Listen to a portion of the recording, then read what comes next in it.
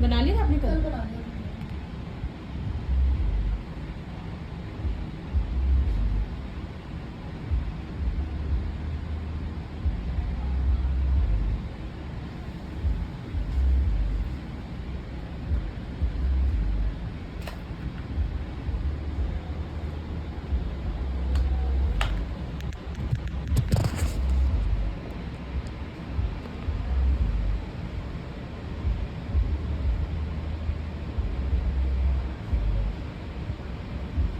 Half of the face, second side corners, दोनों side से, ठीक है। थर्ड हमारा आएगा फ्रंट।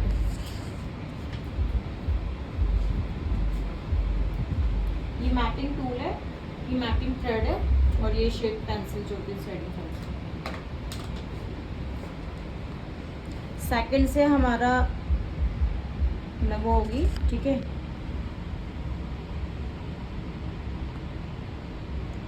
थर्ड से हमारा रिजल्ट आएगा।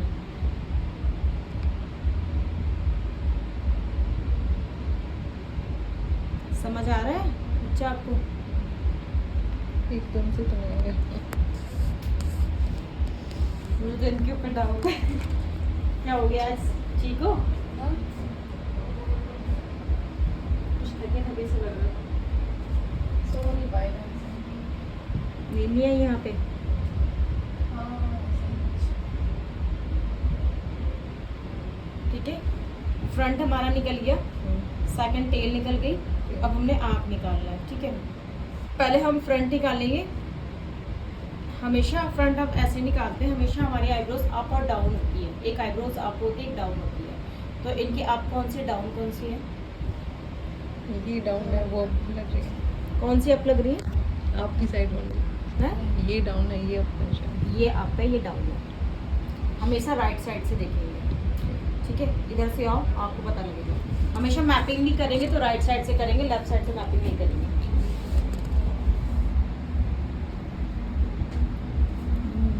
ठीक है, लग रहा है? हो सकता है शायद उनकी हेयर्स आ गई इसलिए। अब आप भी देखो, आप हम भी देख रहे हैं तो आपकी अप, ये वाली ऊपर वाली अप है, नीचे वाली डाउन है।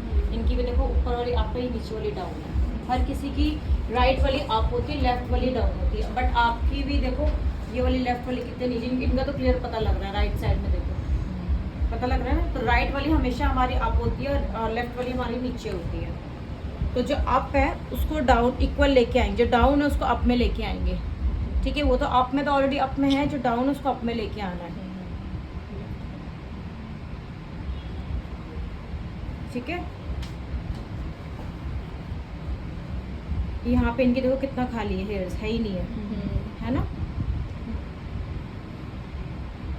ब्रॉडनेस हम बिल्कुल इतनी रखेंगे, नेचुरल मीडियम में ही रखेंगे। हमेशा हम जो इंडियन की ब्रोज में रखते हैं वो मीडियम नेचुरल लुक में देते हैं, बहुत ज़्यादा थिक नहीं रखेंगे। अब क्लाइंट कहेगा नहीं हमें, अब पहले आप अपने माइंड से नेचुरल मीडियम ही रख रहे हो, क्लाइंट कहेगा नहीं हमें और ब्रॉड चाहिए, तब आप उनके अकॉर्डिंग कर सकते हो। लेकिन आप अभी अपने अकॉर्डिंग करोगे मैपिंग।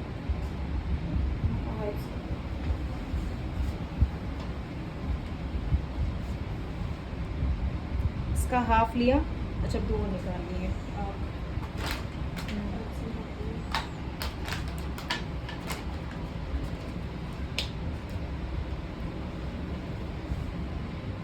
अब हमने जो फर्स्ट निकाला है और साथ लास्ट टेल निकाली है, ठीक है। सेकंड में, थर्ड से वही हमारा रिजल्ट। ये हमें यहीं से पकड़ना है, अगर आप नीचे से पकड़ोगे तो ये हिल जाएगा, ठीक है। तो हमेशा कोशिश करो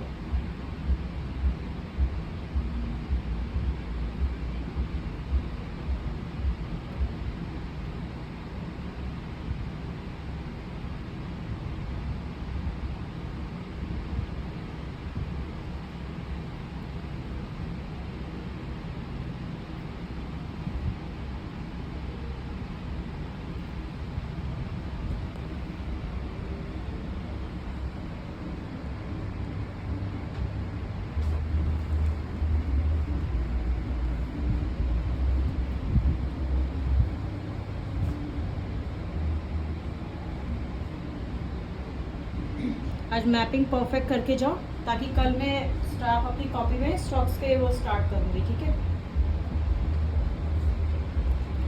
अब हमारी आँख निकल गया, टेल निकल गई, फ्रंट निकल गई। अब हमने क्या करना है, अब जो हमने लाइन दी है वो भी तो देखना है कि इक्वल है या नहीं है। तो इसका हाफ लेके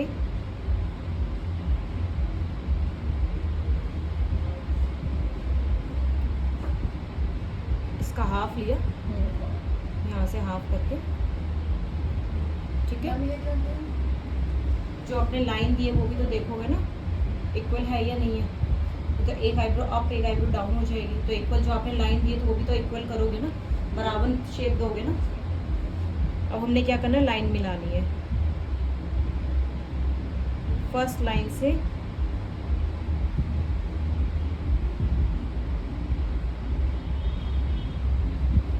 इनके तो एक्स्ट्रा काफ़ी क्लीन होंगे, इनके एक्स्ट्रा बहुत ज़्यादा है, ऊपर से भी और नीचे सारे एक्स्ट्रा मतलब हेयर्स ये रिमूव होंगे।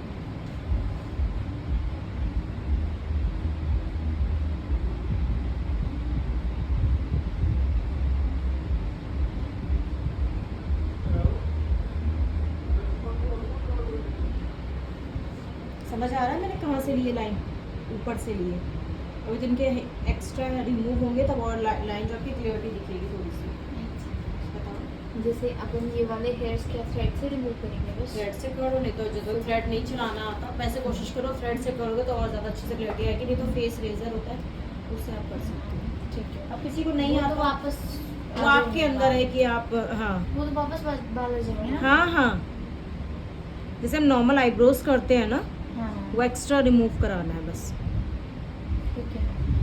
पर मैम एक चीज़ बताओ, जैसे अब हमसे क्लाइंट ऐसे स्ट्रोक्स लगवा के गए, ठीक है, और बाय मिस्टेक जैसे उन्होंने कहीं और जाके आईब्रोज बनवाए, बाय मिस्टेक उनका कोई हाँ, बनवा stroke सकती निकल है। गया।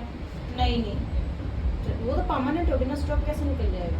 नहीं, अगर यार किसी को ऐसे कई बार ऐसे आपकी शेप गलत बनी बाल होगी, सिर्फ निकला। एक्स्ट्रा ही तो क्लीन करोगे आप। अब हमने यहाँ पे आपकी परमानेंट कर दी, शेप दे दी, अब हमने शेप दे दी तो आप कहीं से भी कराओगे कोई दिक्कत नहीं है, क्योंकि ऑलरेडी आपको पता है, हमें पता लग रहा है कि आपकी लाइनिंग आपकी शेप क्या है, जितनी शेप है उसका एक्स्ट्रा रिमूव कराओगे आप। और अगर कोई तो अगर निकालने की कोशिश करती तो कोई क्यों करेगा, नॉर्मल आईब्रोज भी हम करते हैं तो एक्स्ट्रा ही तो कराते हो। एक्सपर्ट के पास से तो जाओगे जिसमें आपने पहले आईब्रोज करी हो, किसी ऐसे पास तो जाओगे नहीं ना जिसको आईब्रोज की नॉलेज है, जो ऑलरेडी एक्सपर्ट हो उसी के पास ही आईब्रो कराओगे ना। आईब्रोज के ज़्यादातर क्लाइंट्स एक ही हाथ रखते हैं, हाँ। एक ही हाथ रखते हैं। समझ आया आपको?